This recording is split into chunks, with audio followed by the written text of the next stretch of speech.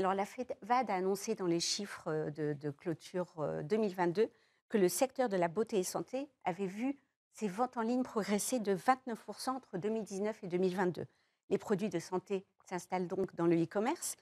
Quelles sont aussi les ambitions en matière de e-commerce pour le groupe Sanofi et plus particulièrement la branche santé publique? L'une des priorités au niveau monde de la branche santé grand public de Sanofi, c'est effectivement le e-commerce. Donc la santé grand public, ça regroupe tous les produits de santé qui sont vendus sans ordonnance, donc sans prescription. Et le e-commerce, aujourd'hui, ça représente que 7% de notre vente au niveau mondial, mais on a déjà des marques, par exemple, de compléments alimentaires où 50% des ventes sont faites en e-commerce. Donc notre ambition, c'est de continuer à croître plus vite que le marché pour gagner des parts de marché sur ce circuit de distribution.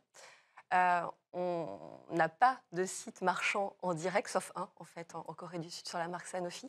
Donc, en fait, on va opérer de manière directe ou indirecte avec l'écosystème e-commerce de chaque pays. C'est très variable en fonction des acteurs qu'on va y trouver. Donc, on travaille avec des pure players qui peuvent être évidemment Amazon, Coupang en Corée du Sud ou Tmall ou JD en Chine. On va travailler avec les géants de la grande distribution, Walmart, Target, qui se sont fortement développés sur le e-commerce avec le click and collect, mais aussi les pharmacies en ligne, très développées en Allemagne, mais des grands groupes européens qui commencent à arriver avec Shop Apotheke ou Doc Morris. Et puis, dernière chose aussi, avec des services de livraison en direct, puisque certains de nos produits, on a besoin d'immédiateté. Plus vite on prend le médicament, mieux on va pouvoir contrôler ces symptômes. Donc, on a un écosystème e-commerce qui est très divers et donc nos stratégies de commercialisation par pays vont être variables.